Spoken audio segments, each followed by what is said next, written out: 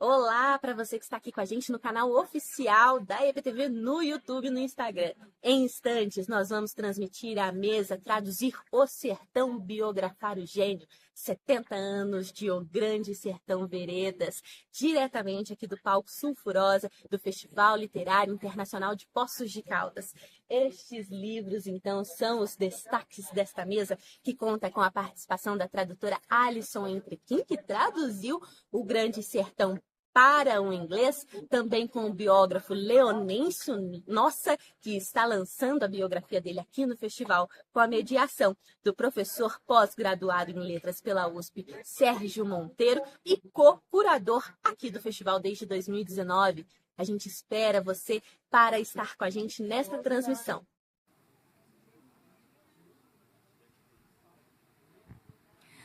Boa noite, pessoal. Boa noite.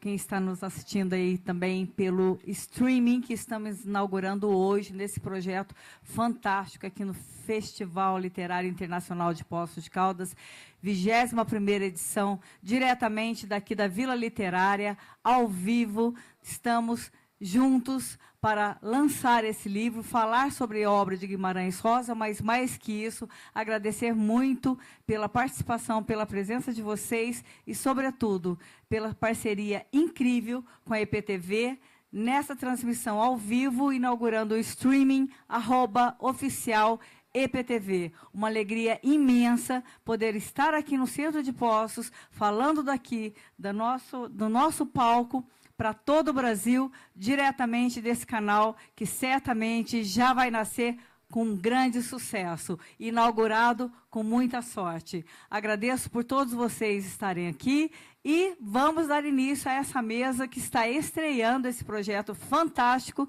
Convido para estar aqui para anunciar os nossos convidados, o co-curador Sérgio Monteiro, para apresentar os nossos convidados. Por favor, Sérgio. Obrigada, pessoal. Um ótimo proveito. Lembrando que estamos ao vivo pelo @oficial EPTV. Obrigada e um ótimo proveito a todos. Obrigado, Gisele. Bom, boa noite a todos. É uma alegria, não é nenhuma alegria, é um sonho estar aqui conversando com a Alison, né, a tradutora de Grande Sertão Veredas, e também com o nosso querido biógrafo, né, que ele teve assim o desejo, numa odisseia como biógrafo, de entrar no universo do nosso grande Guimarães Rosa, né? E eu convido ao palco a nossa querida Alison Entrequim, para ela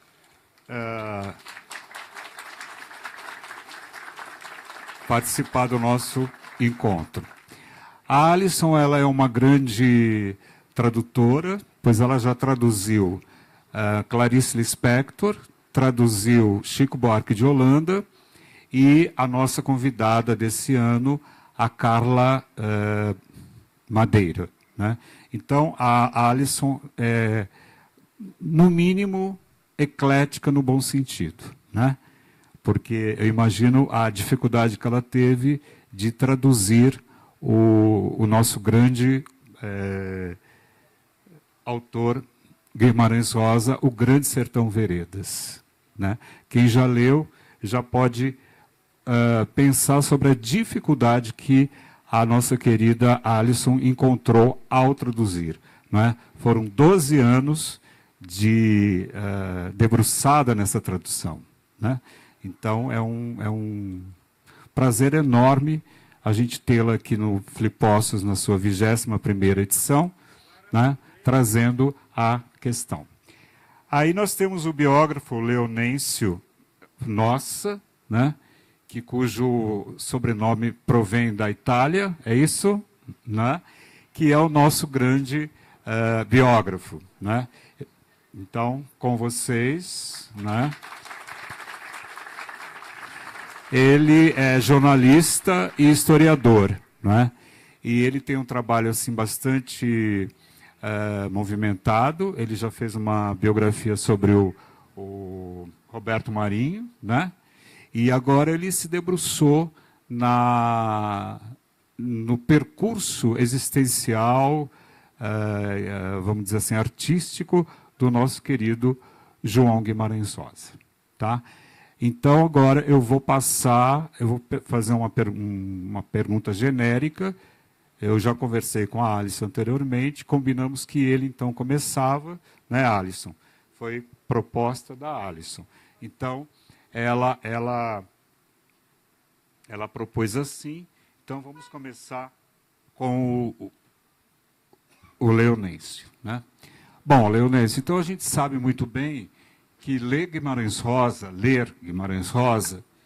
é um tanto quanto complexo, dada toda a sua articulação da linguagem, a criação de neologismos, a criação de escuta dos personagens, né, das vivências que ele teve durante a sua vida como ouvinte, como pesquisador, enfim, muito atento.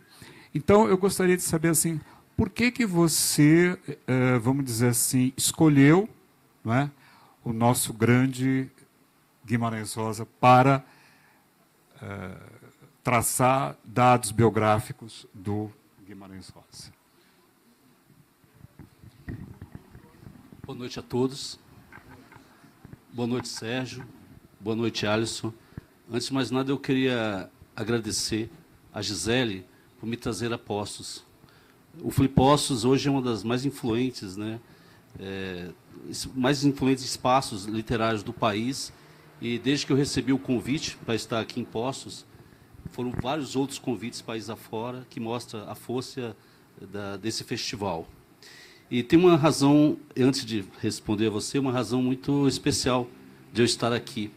É que o Guimarães Rosa dizia que o Rio de Janeiro, o ambiente do Rio de Janeiro, era puro afrodisíaco, mas não mais que Poços de Caldas, um dos lugares mais abençoados do Brasil. E desde que eu recebi o convite, desde que eu cheguei aqui, eu não tive dúvidas dessa cidade, desse amor, né, que o afrodisíaco é muito mais do que... É o ambiente mesmo da cidade, tão acolhedora.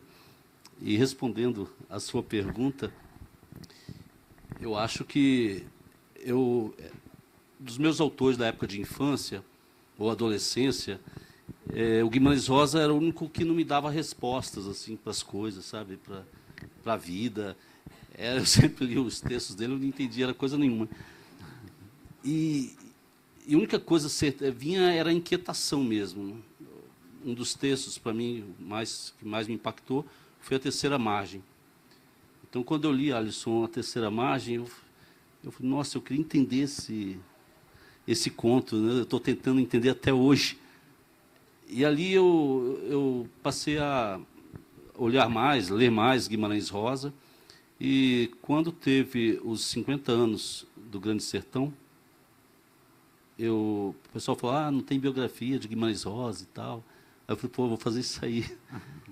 Mas as pessoas perguntam por que, né, enfrentar o Guimarães Rosa, o mito, etc. e tal.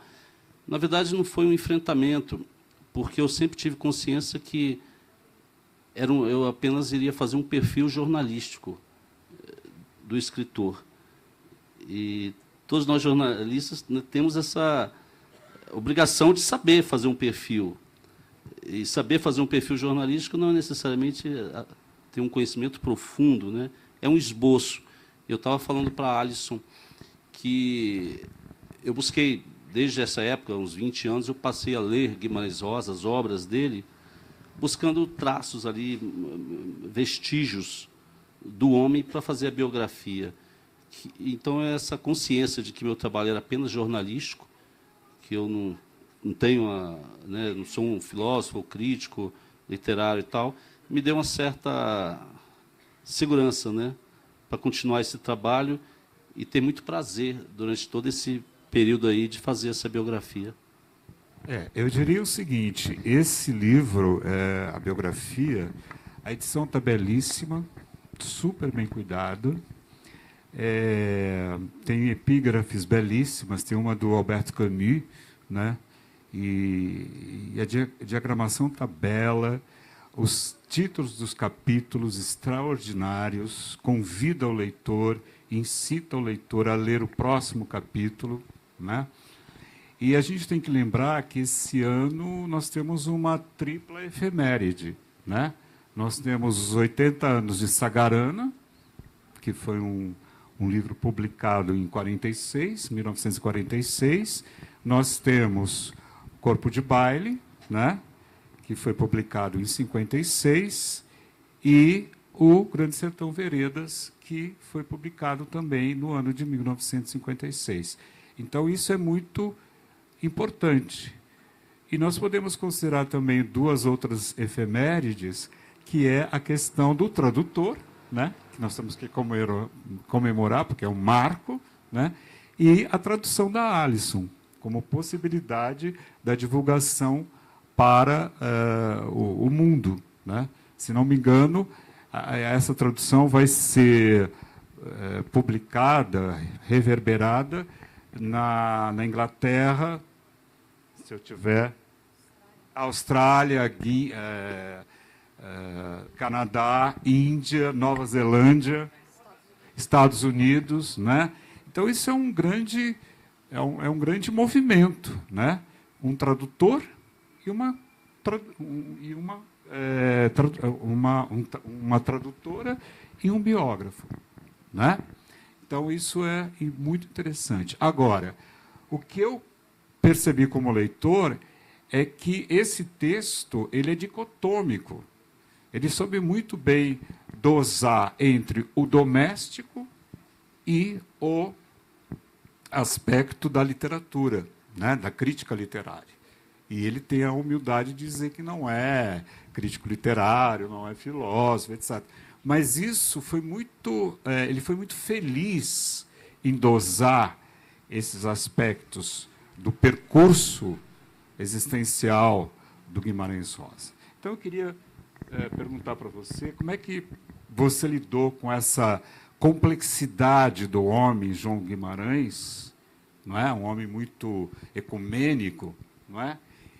Com essa simplicidade dele partir para o campo, não é? Eu gostaria que você fizesse esse tipo de observação. Eu acho que nem no campo ele tinha muita simplicidade, ele era bem vaidoso, né?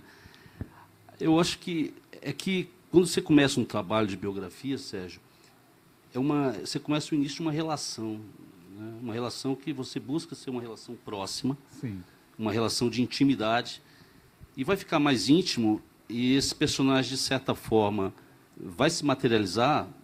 Estamos falando de um escritor que morreu há quase 60 anos, mas eu acho que na tradução, a Alison, tenho certeza que ela sentiu isso muito, ele vai existir, essa figura, a partir do momento, quanto mais você entrar nos arquivos, tiver mais acesso às cartas mais pessoais, às cartas mais íntimas, e buscar pessoas que conviveram com ele.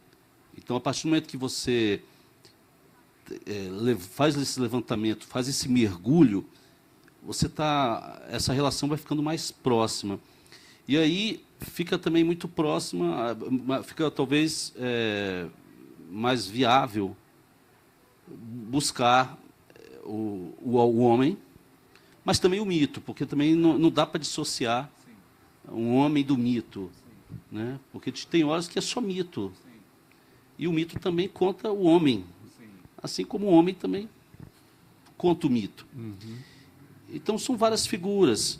E não é também aquele escritor, não é uma biografia assim, do escritor que passou a vida inteira atrás de uma máquina de escrever. Sim.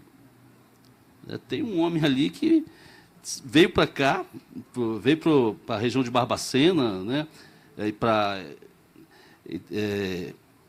Itaguara, saiu de Belo Horizonte, se formou em médico em Belo Horizonte, veio para o interior. Bem interior. Né? Bem interior, para ter tempo para escrever. Sim. É o que ele achava. E, de repente, a situação no interior do Brasil é difícil, né, na questão da saúde, e um médico é muito requisitado. E, para piorar, tem uma revolução constitucionalista. Os paulistas vêm para cá. E a Força Pública Mineira, a atual Polícia Militar, precisa de gente, de médicos. Então, ele conhece a Primeira Guerra dele. Depois escolhe ir para a Alemanha, para Hamburgo, que aparentemente era um posto fora ali das confusões, né? E começa a cair as bombas enquanto ele está escrevendo Sagarana. E quando ele escreve Corpo de Baile e o Grande Sertão, é um Rio de Janeiro que não é aquele Rio de Janeiro dos anos dourados. É o Rio de Janeiro das quarteladas, dos presidentes que caem, do presidente que se mata. Então, esse homem ele sempre está sendo perseguido pela história. Né? Então, eu acho que, respondendo essa sua pergunta, quanto mais eu mergulhava nesses arquivos, mais conversava com essas pessoas, eu acho que ficava mais possível delimitar. Mas eu acho assim, quando eu disse que ele vai para o campo, não é uma questão de entretenimento. Ah, eu vou para o campo, vou passear, não. Porque ele sempre levava o tal caderninho, né, para anotar a vegetação, o território, a terra, a cor, né, o céu. Né? Tudo isso era uma tentativa de armazenar todo esse repertório entrevisto, ouvido. Ele dizia que, quando ele anotava, tinha sangue de boi, né? Que tinha o cheiro de cavalo, e isso era... Isso era muito importante para ele como escritor, como narrador. Não é? E a gente tem que lembrar que ele era um homem depois de gabinete, ele foi diplomata. Né? Então, realmente, é uma questão muito complicada, acredito eu, para um biógrafo. Dosar esses dois lados no fazer literário, como foi o caso do Guimarães Rosa. Era um desafio constante, na verdade. Assim, porque eu lembro que eu estava em Belo Horizonte, no Museu Mineiro, a seção das cartas, né, dele. Tem muitas cartas lá e tal. Aí tinha uma expressão, que a expressão, ele tinha recebido um dinheiro de um amigo, o amigo ajudou ele. Pedrão. E aí ele escreveu uma carta para agradecer pelo dinheiro que o Pedrão... Pois era toda hora. Era toda hora. Toda hora. Mas numa dessas cartas ele escreveu assim, mas o seu dinheiro chegou com uma chuvinha fina no meu plantio, minha plantação, uma chuvinha gostosa. Aí eu saí do arquivo, aí pensei assim, poxa, será que eu estou indo em todos os arquivos que eu devo ir para buscar esse personagem? Porque essa questão da chuvinha está em Sagarana, está em Magma, ele trabalha muito isso. Eu fiquei com essa... Aí eu cheguei na... Sabe aquela coisa, estava quase nos finalmente da biografia, eu falei assim, nossa, eu acho que eu não cheguei nos arquivos que eu deveria chegar. Tive essa sensação, sabe aquela coisa... Aí, quando eu fui para a rodoviária de Belo Horizonte para pegar um ônibus para Brasília, já era tarde, já era mais de 8 da noite, e ia sair às 9, o último ônibus às 9. Aí eu cheguei no guichê e falei para a moça, olha, tem vaga ainda, tem cadeira ainda nesse ônibus? Ela, olha, eu acho que já fechou o ônibus e tal. Eu falei, não, mas eu preciso muito, por favor, me ajuda, é o último e tal, senão como que eu vou fazer? Deixa eu ver aqui. Aí ela foi lá e tal, deu um jeito, me colocou. Não, está aqui, consegui para você. Aí eu falei assim, ufa. Aí a moça virou assim, chuvinha gostosa aí, caiu aí. Aí eu pensei, o biógrafo que estava preocupado de não ter tido acesso a tantos arquivos que achava insuficientes, agora eu já estava preocupado se eu tinha tido acesso o suficiente aos arquivos das ruas, que é onde nasce a obra de Rosa, nas ruas, no sertão, no cerrado, entendeu? Né? Eu estou falando nesses campos mais hostis do interior. Então, é um desafio até o final que eu tive. E ele tinha assim, uma ironia, né? Ele falava as coisas assim de uma maneira muito irônica, mas com uma ironia assim, pelo que eu li, né? Que era uma ironia até doce, né? Quando perguntaram para ele se ele tinha gostado do filme do A Hora e a Vez de Augusto Matraga, né, ele diz assim, não, eu achava que seria um épico, mas foi uma hípica. Né? Foi uma hípica que fizeram porque era muito cavalo. Né? E agora, outro lado, assim, aliás, outro enfoque que o biógrafo nos apresenta é que ele, no final da biografia, ele traz toda as pessoas pessoas, né? E ao mesmo no paralelo das personagens criadas por meio dessas pessoas, né? Então isso é muito interessante também, porque há vamos dizer assim, uma gentileza do biógrafo, não é?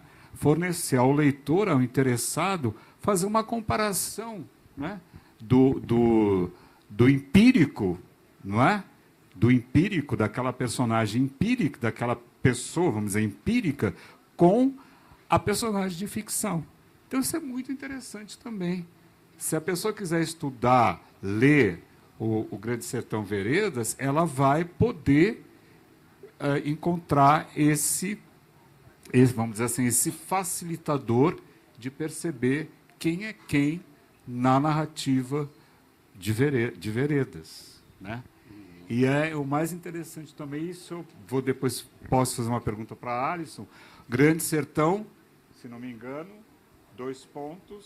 Veredas, que isso também tem uma sutileza aí muito, né, muito cara, né? Vamos dizer assim, até na vertigem da Clarice, né? Porque a Clarice tem texto que começa com reticências, etc. Eu gostaria agora de passar a palavra para a Alisson, que tal? Todos nós vamos ganhar muito. Alisson, então, eu queria te perguntar, que a gente conversou hoje pela manhã, aqui na Fonte Luminosa, né? Porque essa fonte é uma delícia. Assim, eu gostaria de perguntar como é que o procedimento inicial, como se deu o seu afã de traduzir uma obra tão complexa como é O Grande Sertão Veredas. Boa noite. Queria também agradecer o convite de estar aqui, a Gisele, o Sérgio. É uma alegria estar aqui para poder falar um pouco da tradução. Foi uma encomenda. No começo foi a agência literária que representava os herdeiros na época, me abordou perguntando se eu teria interesse em fazer a tradução. E eu falei, interesse eu tenho, mas vamos fazer um combinado. Eu vou fazer a tradução de um trecho e vocês podem ver se gostam e eu vou ver se eu fico satisfeita com o resultado. Então, isso foi o combinado. Aí, eu tirei 3 semanas do livro que eu estava traduzindo e eu traduzi 3 páginas de Grande Sertão Veredas. Eu não tinha acesso a nada, eu estava caindo de paraquedas naquilo, não tinha mapeado a fortuna crítica, então eu não sabia o que poderia me servir de base para aquilo, então fui na raça mesmo, consultando muitas pessoas. E o bichinho me mordeu, e depois, né, mandei lá para a agência, eles mandaram para Harvard, para USP, para uns pareceres, e eles aprovaram. Aí eu pensei, nossa, tá, e agora? O que a gente vai fazer? Teve um longo processo, que nem vou falar aqui, que é chato, processo burocrático de aprovações e como fazer apoio, como conseguir um apoio que me permitisse dizer não para outros projetos para poder trabalhar nisso. Mas, quando comecei a fazer a tradução, quando o projeto finalmente levantou, em 2017, eu comecei a mapear o que eu poderia usar de material, de base, quem poderia me ajudar. E o Sérgio, aqui, que eu conheço há 30 anos, o Sérgio foi um interlocutor no começo, a gente fazíamos leituras em voz alta, eu pedia para ele ler, porque eu queria ouvir o livro, porque é um relato oral. Eu não queria só eu ler no papel, eu queria ouvir outra pessoa. Então, a gente teve uma troca naquele momento. Tive uma outra colega, Daniela Travaglini, que é uma colega de tradução, que há anos eu troco uma ideia com ela, quando as minhas dúvidas mais cabeludas de tradução, eu mando para ela, e a gente discute o tempo inteiro. Então, essas 2 pessoas foram muito importantes. E depois eu comecei a mapear. Eu comecei a ler as correspondências do Rosa, as cartas entre ele e os tradutores, a primeira leva de tradutores. O tradutor alemão, o Kurt Meyer-Clason, o Eduardo Bizzari, que fez a tradução para o italiano. Esses eram os já publicados em livros. Então, eu li esses livros, que foram muito interessantes, porque mesmo que não falassem o tempo todo sobre Grande Sertão Veredas, era uma maneira de habitar a cabeça do Rosa, entender como ele concebia a tradução, como que ele queria que os livros dele fossem traduzidos, que foi fundamental. Depois eu tive acesso às cartas que ele trocava com a Harriet Dionís, que foi a primeira tradutora para o inglês, que fez a tradução que foi publicada em 63, que também são cartas muito interessantes. Ele não fala sobre Grande Sertão Veredas nessas cartas, mas ele discute o título com ela. E o título é engraçado, porque eles obviamente tinham combinado algum título e ele já não estava gostando, ele estava achando fraco. Então, ele escreve para ela e fala assim, eu estou achando fraco, que tal essas ideias? Ele jogou lá umas 3, 4 títulos. E ele buscava, e aí foi que caiu a minha ficha de que ele estava, na verdade, criando uma espécie de equação. Ele buscava grandes temas no livro e ele jogava lá. Vento, diabo, não sei o que mais, rios, porque ele não achou uma palavra para veredas, então ele jogava essas coisas e, assim, não davam bons títulos. Mas o que eu percebi ali era que era uma equação e que o cara gostava muito daqueles 2 pontos, porque estavam em todos os títulos que ele sugeriu. Aí eu falei, já desde o começo, falei, quando eu encontrar o título dessa tradução, vai ter que ter os 2 pontos. Depois eu fui ler até um artigo que você me deu, do Augusto de Campos, o Lance de Ideias em Grande Sertão. Eu fui mergulhar na fortuna crítica, fazer uma triagem daquilo que poderia me ajudar na tradução e deixar o resto de lado, porque tem um mundo de coisas escritas sobre o Guimarães Rosa, sobre todas as obras dele, mas eu precisava daquilo que ia me ajudar na tradução. Eu encontrei um léxico que chama Universo e Vocabulário do Grande Sertão, que é um léxico pequeno dos anos 70, começo dos anos 70, que somente fala sobre os neologismos em Grande Sertão Veredas. E depois teve o livro da Nilce Santana Martins, que é um léxico, um tijolão, sobre, não todos, mas boa parte dos neologismos em toda a obra dele. Então, são uma espécie de dicionário, de palavras que não existem no mundo. Me ajudaram muito. Depois eu encontrei também, foi publicado muito mais recentemente, um livro que chama Para Ler Grande Sertão. E esse livro pega aquelas frases todas trançadas, difíceis de destrinchar, as piores frases do livro, que todo mundo se descabela e fala... O que significa isso?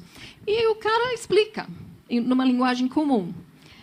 Eu nem sempre concordo com a explicação, mas até isso me ajuda, porque, para não concordar, eu tenho que ter alguma opinião sobre alguma coisa.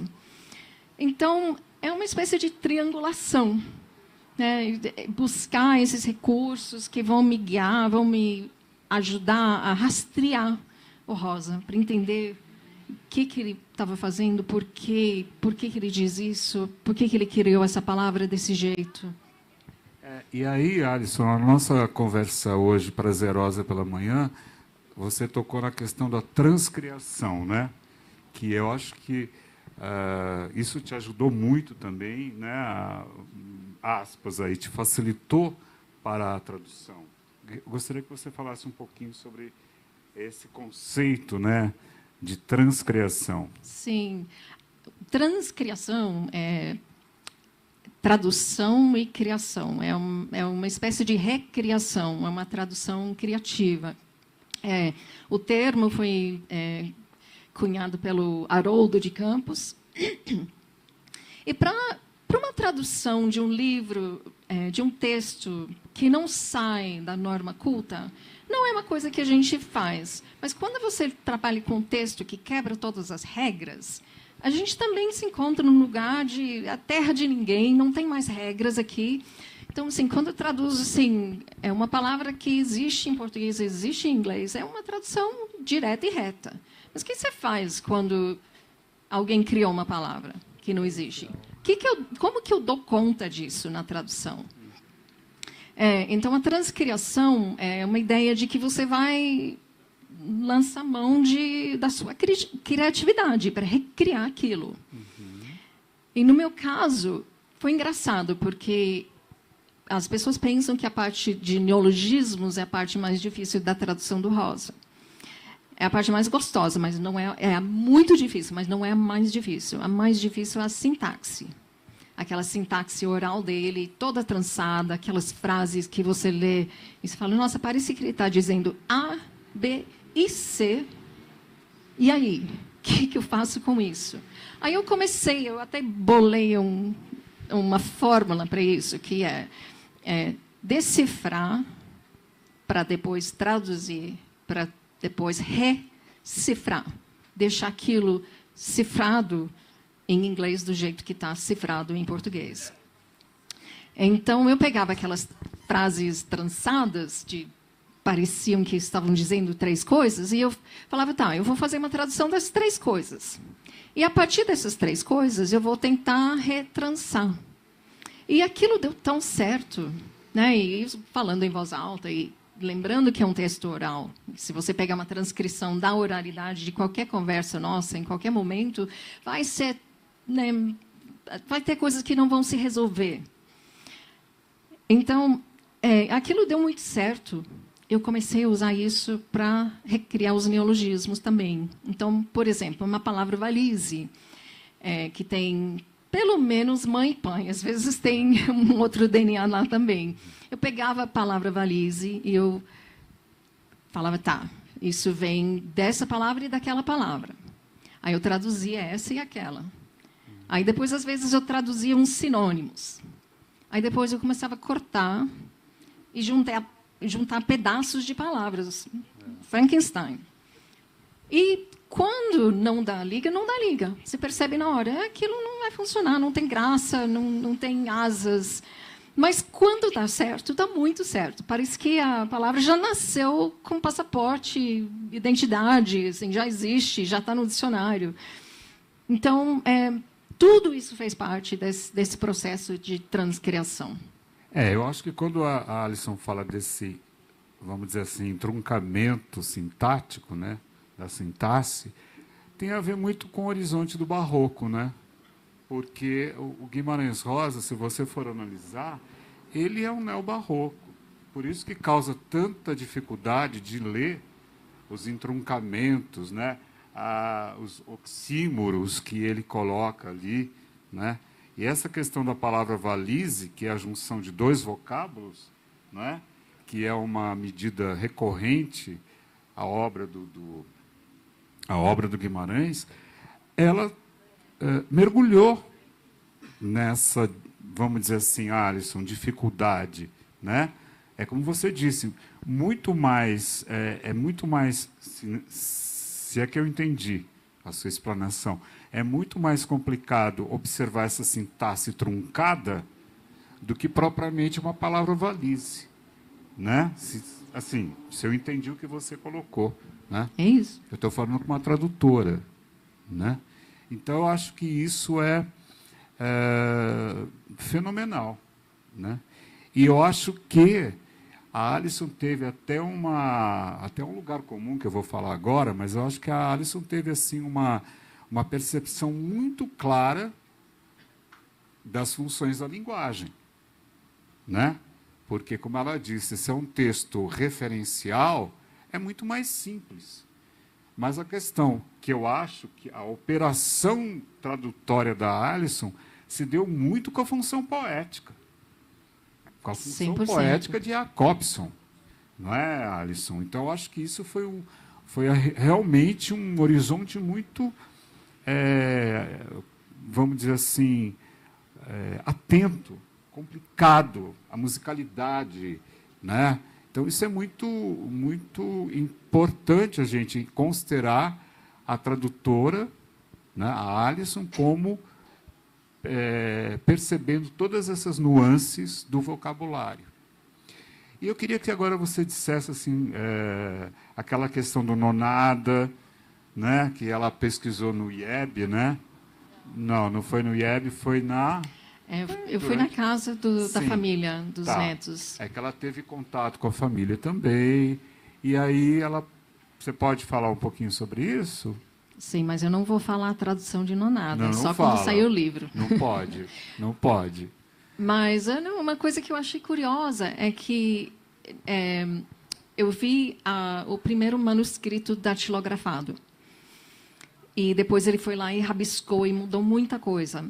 E a palavra nonada não começava o livro. Eu acho que começa com a próxima fala. Tire os que o Senhor ouviu no fórum de homem, briga de homem, não. E aí ele foi lá e ele colocou uma palavra, acho que era doidadas. Aí depois ele riscou, ele colocou nonada. E o interessante é que a nonada é uma palavra temática. O nonada aparece 5, 6 vezes ao longo do livro. 6 vezes. 5 vezes com a mesma função gramatical e uma vez um pouco diferente. Então, era uma palavra temática para ele, mas não estava ali na concepção original. Assim, ele foi buscar isso, depois ele colocou. E casou com alguma coisa que ele já vinha trabalhando tematicamente.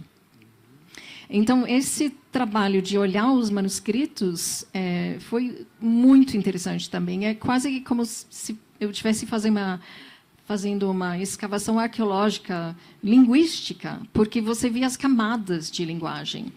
Ele tinha umas frases assim, escritas numa linguagem um pouco mais comum, e ele ia riscando e dificultando, colocando outras palavras, inventando em cima disso.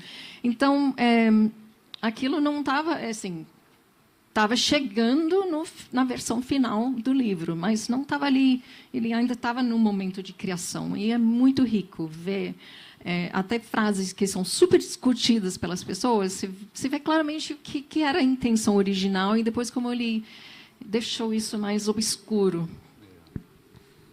Para realmente, no bom sentido da palavra, dificultar um pouco, né? Não deixar que o leitor adivinhe a próxima frase, porque isso é muito comum hoje, né?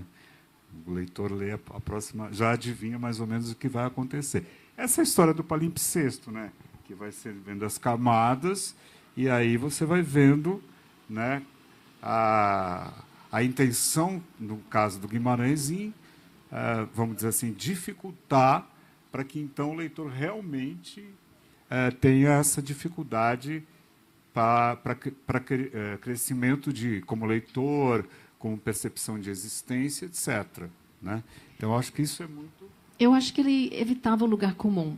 Então, quando ele via que ele tinha colocado uma coisa que era mais comum, mais corriqueira, ele foi buscando outros recursos, outras maneiras de dizer aquilo. Eu acho que isso é o mais importante. Quer dizer, você, como tradutora, entrou em contato com esses manuscritos ou datiloscritos, isso cresceu muito, né? A sua tradução, a sua percepção de todo esse envolvimento com a palavra, a sintaxe, tudo isso, né?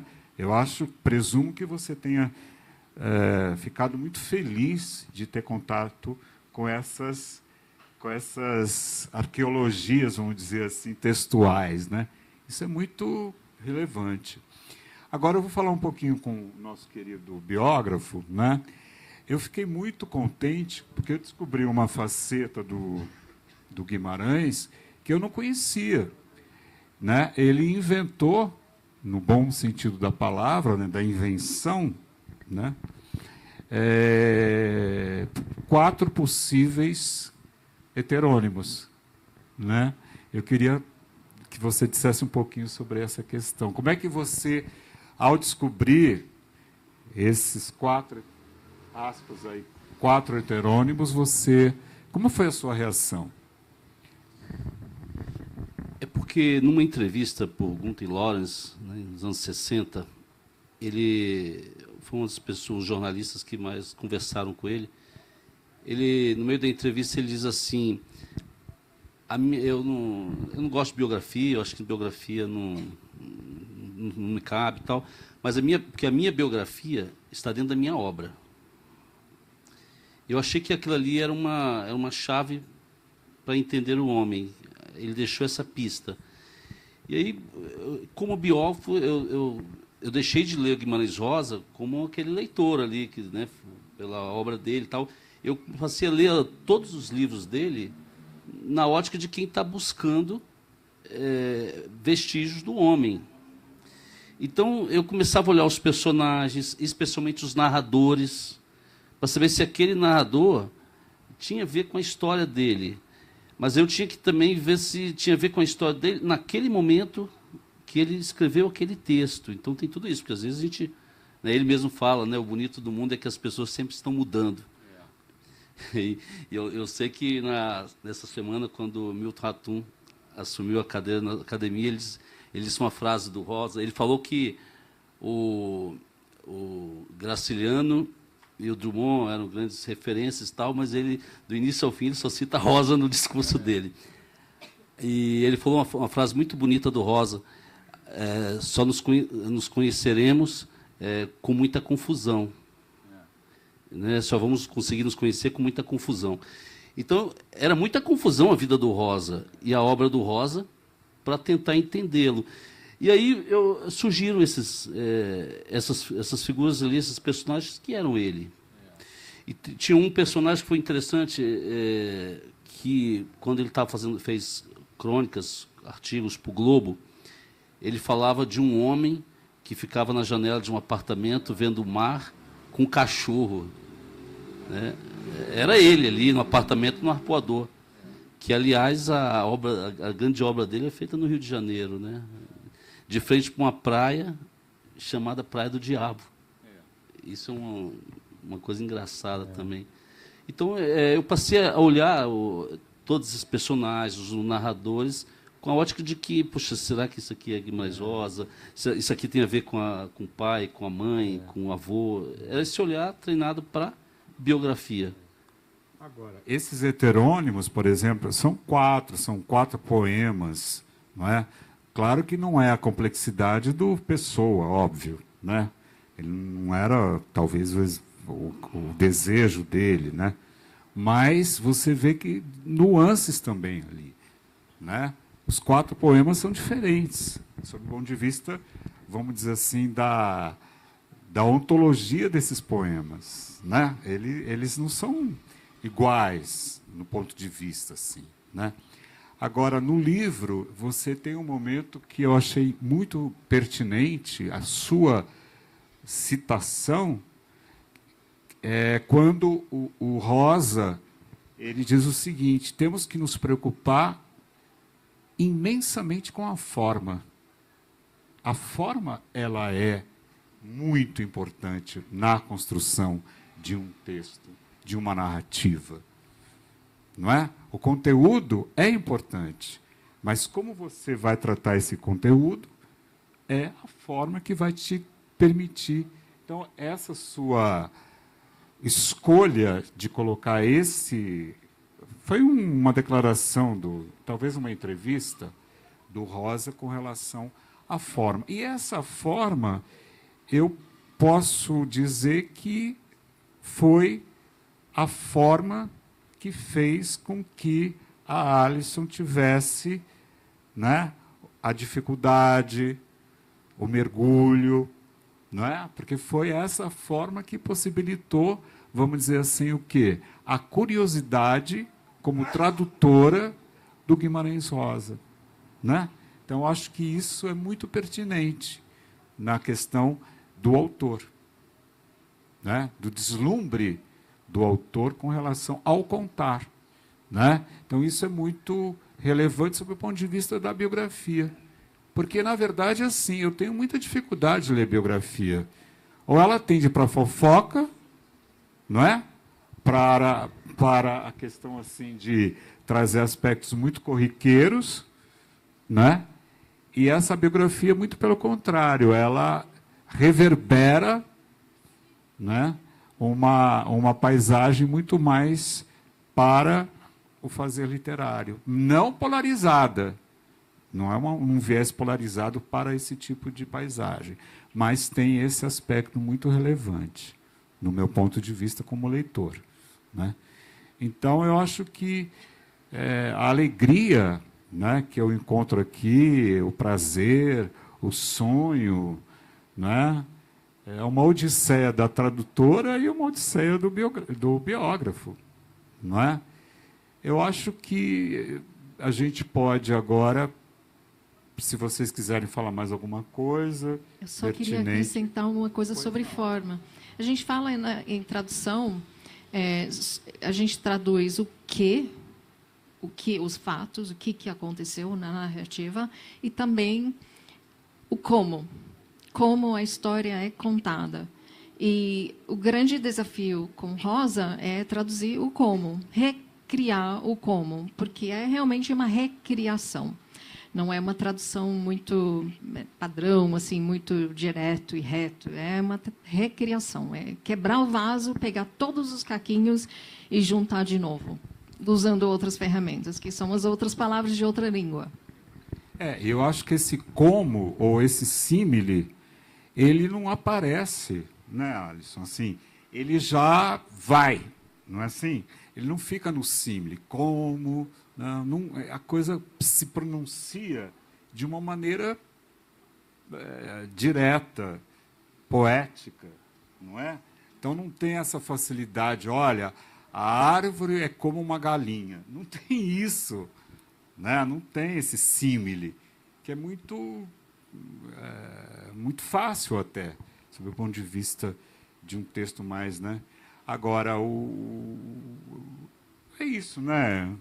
Está certo meu raciocínio? Essa questão do como, do símile, Sim. Como eu vou contar, né? Sim, às vezes eu me vejo na situação de ter que brigar com um editor que quer transformar uma metáfora num símile. Não no caso de Grande Sertão Veredas, mas em outros momentos da tradução. Eu tenho que bater o pé e falar, não, ele está dizendo que é aquilo, não está dizendo que é como aquilo. É isso que você encontra no texto do Guimarães. Não tem essa didática, sabe? Vamos dar uma didática aqui? Não tem. Pelo menos eu, como leitor, vejo. Não estou dizendo eu, tradutor ou biógrafo. Quem sou eu? Mas eu percebo isso. E aí eu deslumbre. Aí eu deslumbre o leitor. Porque aí chama para que ele tenha a cidadania como leitor. Não como meramente, vamos dizer assim... diluidor, etc. Ele tem esse tipo de possibilidade, né? E isso, o nosso amigo aqui, ele teve também essa sutileza quando intitulou os capítulos, né? Os capítulos do livro, você lê e você já fica deslumbrado no bom sentido da palavra, porque vamos dizer assim, é um aperitivo que você tem, sabe? É um aperitivo que você tem para o próximo capítulo. E eu devo dizer que eu li essa biografia há uma semana. Ela é relativamente, né, possante. Mas eu parava de ler não pelo texto em si, pelo físico da minha vista, entendeu? Não porque, não, eu parava de ler porque eu estava cansado fisicamente da minha visão, porque o texto vai, você quer saber, e às vezes ele fala uma coisa, depois aparece, tá, será que ele vai falar isso? Vai, né? Vai, mas assim, de uma maneira muito... assim, muito paciente, né? É um equilíbrio ali, não é? Não tem esse ranço de fofoca, Às vezes é bom também, né? Um pouquinho. Às vezes tem no texto também, né? A relação dele com a Lígia, a relação dele com a Araci, a relação com as filhas, orçamentos para pagar o dia a dia, o colégio Sion, que não tinha dinheiro, as petições constantes para o Pedrão, que o Pedrão era um amigo como o Pedrão, até eu queria ter. Com qualquer problemática financeira do João Guimarães Rosa, ele, oi Pedrão, eu preciso de dinheiro, não sei o quê. Era constante, não é não? Era. Agora, você está colocando a questão da forma, vocês estão colocando a questão da forma, porque desde muito cedo, desde muito criança, ele tinha a consciência literária dele, a consciência de autor, de escritor, era a consciência de que ele queria falar das coisas do jeito dele e respeitando o jeito que as pessoas falavam na sua Cordisburgo, na sua Minas, nas ruas do Rio. E ele nunca abriu mão disso. A vida inteira nunca abriu mão disso. Ele sofreu muito por conta disso, porque eu lembro que uma vez um amigo dele falou assim, Rosa, pô, que bacana, traduzir o seu livro para o alemão, estou muito feliz. Aí o amigo falou assim, difícil traduzir para o português, né? ele sofria um pouco, assim, né? Quando falavam que ele escrevia difícil, às vezes ele queria ser lido. Ele queria ser lido, ele tinha essa angústia de ser lido. E é engraçado que ele sempre aparecia nas listas dos mais vendidos. É um fenômeno, né? É fenômeno, porque às vezes isso até acontece. Agora, tem episódios que o nosso querido biógrafo traz para o texto, que é quando o Guimarães Rosa era menino, criança, o pai saía para caçar, né? Caçar bichos, enfim, né? Ali da região ali. E ele ia com o pai. Só que ele já tinha uma visão totalmente contrária, vamos pensar assim, a matar um bicho, um animal. Então, quando ele chegava e o pai avistava e pegava a espingarda, né? Pegava a espingarda para matar o bicho, ele gritava. Aí o bicho se assustava e ia embora, né? Então, isso também é colocado. Por isso que o texto é muito orgânico nesse sentido. É muito orgânico. Ele respeita essas modulações, não é? O Rosa pedia dinheiro emprestado também. Olha que delícia.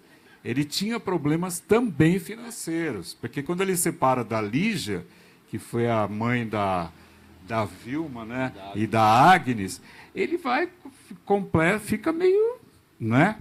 E outra coisa genial também, que o Guimarães Rosa, por meio da...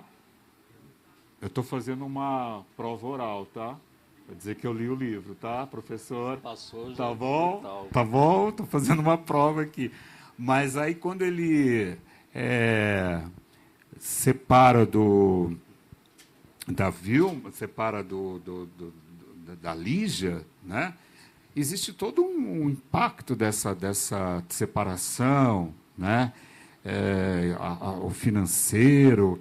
E a Araci foi muito importante quando moraram na Alemanha, porque ela vai proteger os judeus, né? Ela tem essa questão que você coloca muito bem, né? E depois ela recebeu um título, né, da comunidade judaica com relação a essa atitude que ela teve, e com certeza, né, o Paulo Ronay, o Roné, né, o Hanoi, aí, né, o Roney, que era húngaro, né, ele pede a carta, né, para ele sair daquela confusão na Hungria, né, e o nosso querido acolhe, depois ele vai escrever uma antologia do conto húngaro, né, e aí ele já traz essa amizade, né? Tem um fato engraçado que quando ele ajudou o Paulo, né, com esses documentos e tal, aí logo em seguida ele entregou um Sagarana. Aí o Paulo, vou ter que ler isso aí agora, porque do embaixador, né, vou ter que pagar esse imposto, né? Aí foi depois que ele foi ler, ele viu, não, realmente ele é escritor, né? E é o primeiro grande intérprete, né, do Rosa.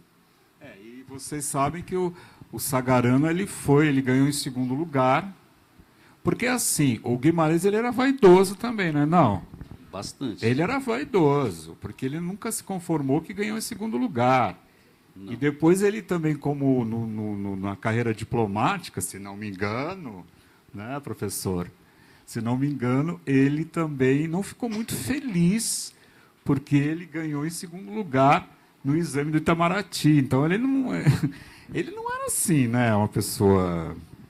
Ele era uma vaidade, não sei, né? Ambicioso. Ambicioso, né? E vocês sabem que o primeiro livro dele, Magma, ele não foi publicado. Ele só foi publicado em 1997.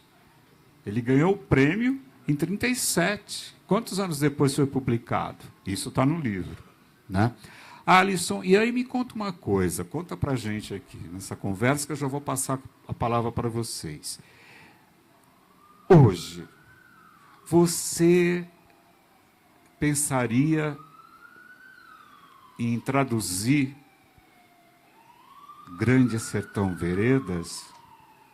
Tem algum, vamos dizer assim, algum arrependimento, né, nessa tradução? Enfim. Não. Eu acho que só consegui traduzir porque não sabia que ia me levar tanto tempo. Porque se eu soubesse, eu acho que não teria começado. Foi assim, um oásis no deserto. Assim, eu falava, está logo ali, eu estou chegando. Ano que vem eu termino. No outro ano eu termino. E fui assim. E até assim, quando eu tinha atravessado, fiz a minha travessia, estava apresentável. E eu falei para o novo agente literário, porque teve um rompimento com a primeira agência, e depois um outro agente literário entrou em cena. E eu falei para ele, está apresentável, está assim, as coisas que eu vou mudar daqui em diante, só eu e meia dúzia de tradutores vão perceber. Então, você pode já vender os direitos. Aí ele foi lá, fez o trabalho dele, fez leilão, foi vendido para 2 editoras maravilhosas. E, nesse tempo todo, eu fui revisando, e assim, camadas e camadas de revisão, cada revisão com um propósito diferente. Então, mas, assim, em cada etapa dessas, também eu já enxergava a linha final, assim, estou chegando, é só mais uma revisão, mas acaba sempre tendo mais uma.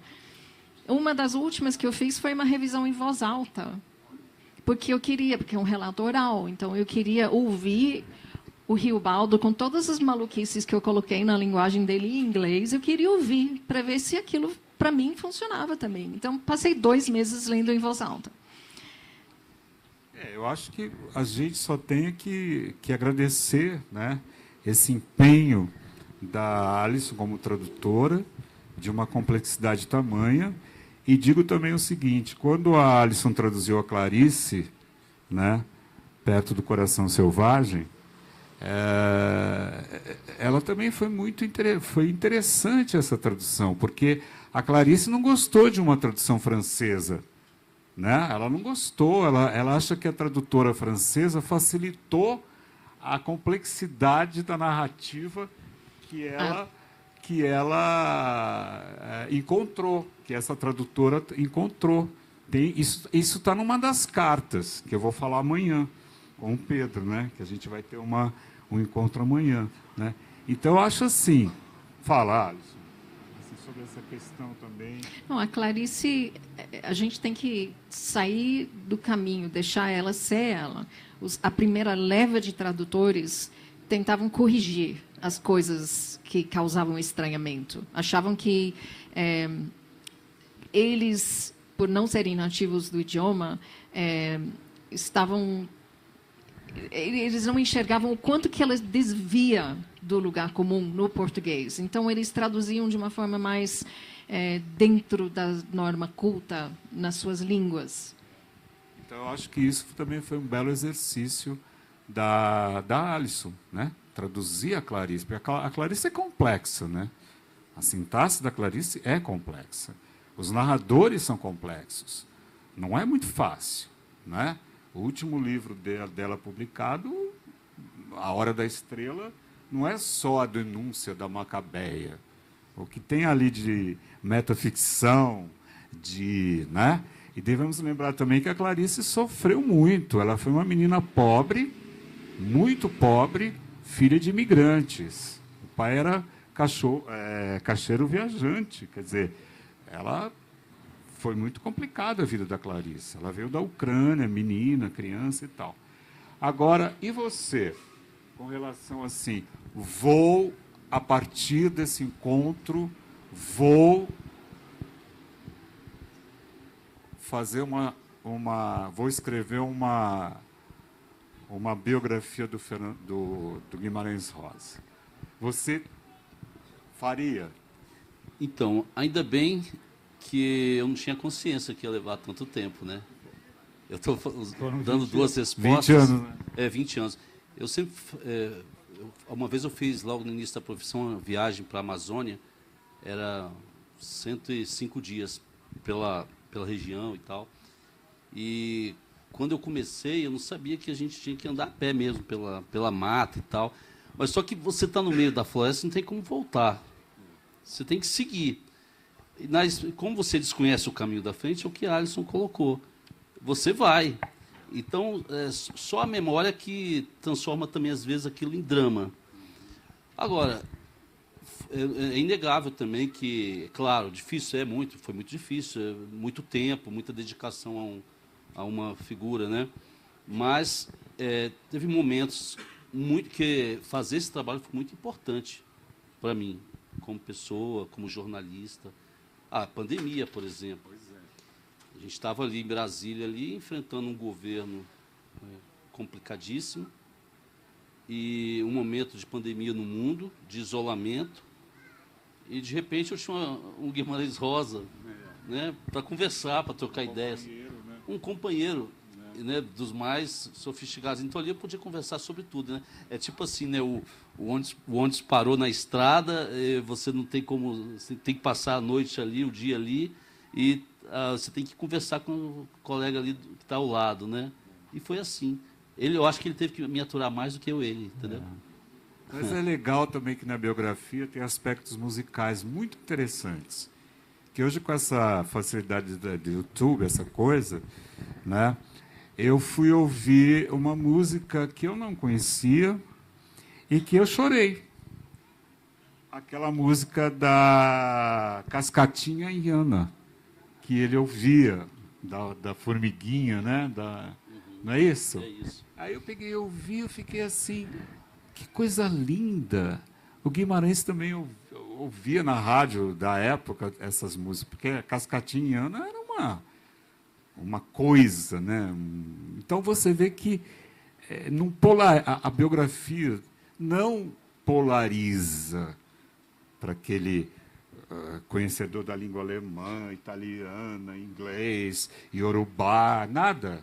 Ele sabia até iorubá, até Sagarana vem do Iorubá, né? É uma coisa que vem e com índio também, né?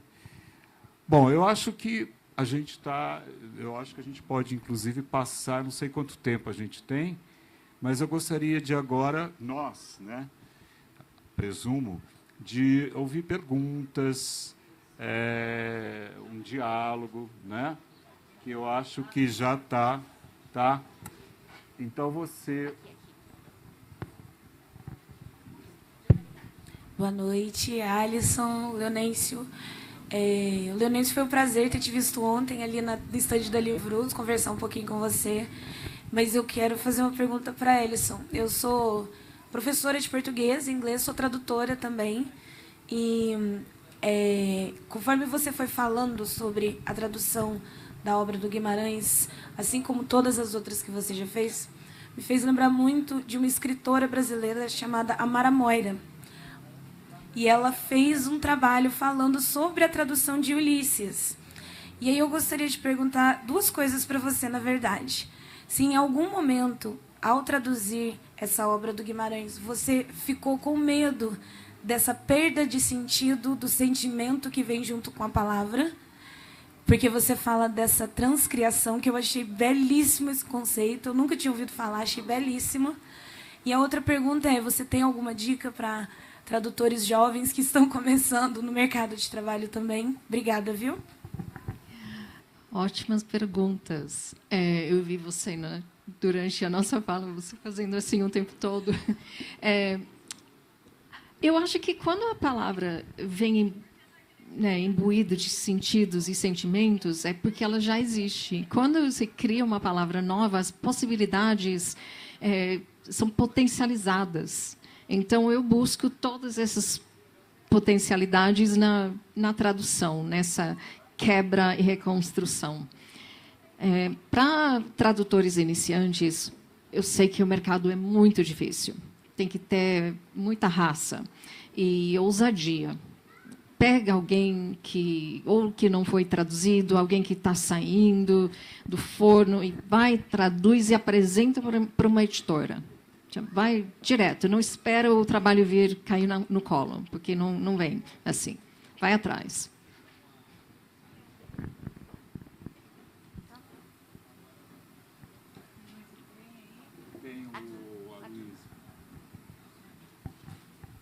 Olá, pessoal. Sou o professor Aloísio. Parabéns, Sérgio, pela mediação. Parabéns aos convidados. Eu tenho uma pergunta para cada um, na verdade. Primeiro, para o Leonêncio, em relação à pesquisa dos documentos. A gente sabe que é a primeira grande biografia, né, do Guimarães Rosa. E como é que foi assim, se deparar com essa iniciativa e reunir esses documentos que até, por mais que tenha uma fortuna crítica grande, né, mas por muito tempo ela foi, enfim, deixada de lado assim para as biografias. Como é que foi essa dificuldade? Se teve dificuldade no processo de pesquisa? E para Alisson, eu queria comentar a respeito de uma questão muito importante em Guimarães Rosa, por ele ser um cara muito erudito, né, e conhecedor de muitas línguas. Ele acaba que alguns textos ele mescla, né, várias línguas, né? Tem até um personagem que é uma reunião de 4 eus, né, de várias línguas, o Moi Mi Sheibo, né, uma coisa assim, né, que é a reunião de francês, inglês, enfim, para criar o nome da personagem e criar os neologismos. E eu queria saber como você, deparando com isso no texto, qual foi a tua opção, né? Até dá para perceber que você usou a questão do conceito do Haroldo, né, da transcriação, mas nesse caso, né, das várias línguas, como é que você chegou isso para o inglês, por exemplo? Obrigado. Graças a Deus eu não tive que traduzir isso que se citou, que eu não sei. Eu sempre começo assim, eu não sei como que eu vou fazer isso. Eu vou buscar, né, tentar inventar alguma coisa. Eu não lembro especificamente de palavras que mesclam 2 línguas de uma palavra. Eu não lembro, pode ser que eu esteja errada. Mas uma coisa que eu fiz o tempo inteiro, sempre que eu tive que reproduzir qualquer coisa, qualquer palavra, ou palavra inventada, eu mergulhava na etimologia, porque a etimologia contém todas as respostas. Então, para recriar coisas, eu via qual que era a etimologia em português, e, às vezes, a partir dessa etimologia, eu buscava respostas em inglês, e trabalhava ali. Quanto à questão dos arquivos, o mais incrível, eu acho, que nessas pesquisas foi descobrir a quantidade de cartas, que, aliás, é o tema do festival, um tema muito bem escolhido. E eu fico pensando hoje, né, como vai ser o trabalho dos biógrafos no futuro, quando for fazer biografias, né, do Itamar Vieira Júnior, do Milton Ratum, né, do Humberto Werneck, que está aí. Porque a carta, ela traz muitos elementos da pessoa, né? Traz muita a emoção da pessoa, o sentimento da pessoa, tá ali a tonalidade daquele momento, como que a pessoa vive aquele determinado momento. Então, encontrar essas cartas, isso em arquivos públicos e particulares também, tem muita coisa na mão de colecionadores. Foi muito bom, foi muito importante. 2.000 cartas, né? O total de cartas que eu... 2.000 cartas. Então, eu acho que a questão da carta ela é muito relevante porque não só cria aspectos íntimos do autor, mas também aspectos de natureza da crítica literária, do fazer literário, etc.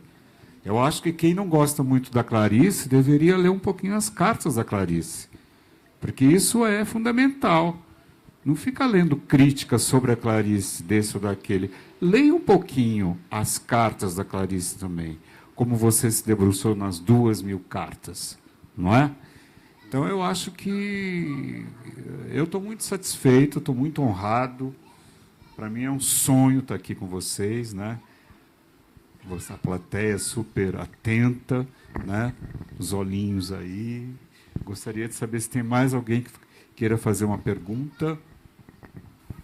Boa noite, professor Sérgio. grande amigo, frequentador lá da Livraria Porão. Boa noite, Flora. Sem te conhecer, eu já te conhecia através do Sérgio. Alisson, desculpa. Já te conhecia antes, desde os encontros do professor Sérgio, lá no IMS, ele já falava de você, do teu projeto de tradução, acho que quase uns 7 anos, né, professor, já? Que você me comentava dessa tradução do Guimarães Rosa. E ao Leonense, complementou ao Leonense, que teve lá no estande da Livraria Porão, conversamos um pouco, agradecer sua simpatia e disponibilidade. E queria dirigir minha pergunta ao Leonêncio, perguntar qual foi o principal mote que te levou a enfrentar essa vereda de atravessar todas essas veredas da biografia do Guimarães Rosa, esse desafio enorme, que é uma biografia um calhamaço. E qual foi o principal mote que te levou a atravessar essa vereda de escrever essa biografia do Guimarães, que sai agora de forma inédita aí? Wellington, vereda difícil é dos livreiros, e eu aproveito para parabenizar você e todos os colegas aí que estão mantendo viva a tradição da literatura Brasil afora. Agora, no fundo, eu sempre quis entender, assim, eu busco entender no meu trabalho, o Brasil que passa do rural para o urbano. Não é um processo que fica lá atrás, é um processo que nós estamos vivendo. Todos esses dramas, todos esses desafios, de repente, de um país que era rural e que se transformou em urbano, vem se transformando em urbano, com todos os seus impactos na vida econômica, na vida cultural, na vida das pessoas. E Guimarães Rosa, para mim, é desses grandes brasileiros, assim, desses grandes personagens que permitem um entendimento dessa transformação. Que se você lê o Sertão, a Alisson e o Sérgio estão aqui para confirmar isso, você não enxerga aquele sertão isolado, você enxerga ali um Brasil em transformação. E o Rosa, ele chega a ser meio profético, né, na questão ambiental, nessa questão toda. Então, o que me moveu, no fundo, era encontrar um personagem que mostrasse esse país com essa transição. E o país vive tanto essa transição que a obra dele, com os debates que ele propõe, todos os debates que ele propõe, debates ecológicos, algo que nem existia na época dele, debates de gêneros, debates de poder, do poder local, o próprio contraponto que ele faz à política desenvolvimentista brasileira, que é uma política do Getúlio, da Marcha para o Oeste, que existe até hoje no interior do Brasil. São debates atuais porque nós vivemos essa transição, que não é de uma hora para outra que nós vamos mudar nossa alma rural para urbana. Então, Sérgio, você falou da música. Rosa ouvia, além de Cascatinhana, com a sua belíssima voz, Luiz Gonzaga, Tonico Tinoco, as cantoras da Era de Ouro do rádio, sim. Emilinha. Sim. Ali que ele sentia no meio da vaquejada. Sim, entendeu? Claro. Agora, só um parênteses, se você me permitir. Uma coisa muito interessante na biografia é que, para se chegar no Grande Sertão Veredas, o biógrafo vai buscar a anterioridade além dos sertões de Euclides da Cunha. Né? Você foi buscar lá na fonte, porque a maioria fala, se baseou em os sertões do Euclides. Não, calma, foi anterior. Né? Então, essas informações são muito interessantes, sob o ponto de vista de perceber o quanto o Guimarães lia e aprofundava na questão. Né? Porque ele sempre rejeitou, na verdade, qualquer comparação com outros grandes escritores, como Euclides. Né? Depois ele vai voltar atrás, no caso do Euclides. Mas ele é de uma tradição do romance brasileiro. Sim. Esse romance que não era nem escrito no início, era o romance ibérico, romance oral. É esse romance que a gente vê nas ruas. José de Alencar, ele vai trazer o sertanejo, não é? Então, ele tinha vamos dizer assim, um debruçar sobre a tradição sertaneja no Brasil, não é? porque isso é importante para um autor trabalhar no sentido da intertextualidade, vamos dizer assim, né, o sertão. Então, acho que isso fornece ao leitor, na tua biografia, do quanto ele era atento intensamente numa tradição da literatura brasileira como um todo. É isso que eu queria te falar. Eu acho que agora nós estamos já no final da travessia, né?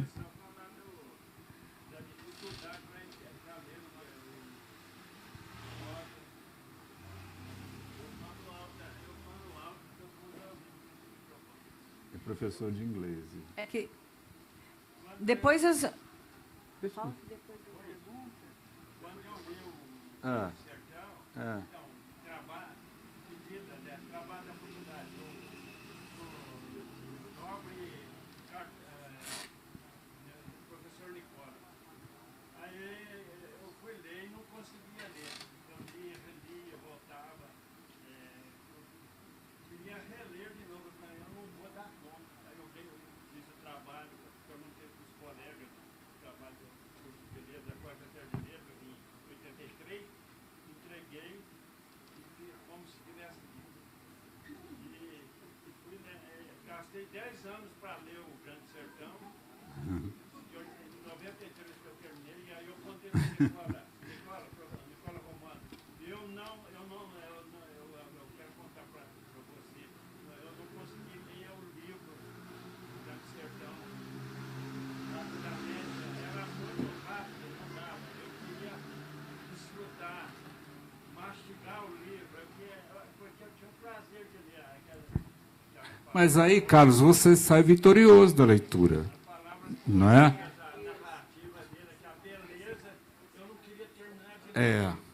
Olha, Carlos, obrigado pelo seu depoimento, tá? Muito obrigado. Você realmente é uma pessoa muito envolvida com a literatura. Eu já te conheço há algum tempo e sei o quanto você gosta de ler. A Gisele, por favor. Gostaria só mesmo de agradecer a presença, dizer que foi uma honra tê-los aqui, Leonense, uma honra mesmo, muito, muito grandiosa, a Alisson também, por tê-los aqui nesse momento tão importante do Flipostos, com essa transmissão ao vivo, dizer que nós estamos até o dia 3 de maio com grandes mesas, grandes encontros aqui que vocês poderão ainda aproveitar. Ainda teremos aqui Milton Ratum, teremos ainda Paloma Amado, teremos grandes escritores internacionais, teremos também Miriam Leitão, teremos vários, o Pedro que é também biógrafo e um grande estudioso de Clarice Lispector, que estará conosco aqui amanhã neste palco. Então, fica o nosso convite a todos vocês, sumineiros, Brasil afora, que estiver acompanhando. Muitíssimo obrigado por vocês terem estado aqui conosco e que nós estejamos juntos por muitas e muitas outras oportunidades e que o Flipostos continue. Vida longa a todos vocês. Muito obrigada, EPTV, obrigada a todos vocês. Parabéns, foi maravilhoso esse encontro. Muito obrigada.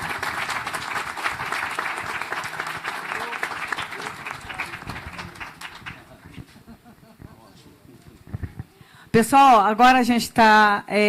nós vamos ter as vendas dos livros ali, os autógrafos também, tá bom? Do Leonêncio. E vamos fazer uma foto? Alguém quer participar dessa foto? Cadê o nosso fotógrafo? Vamos fazer? Vamos lá?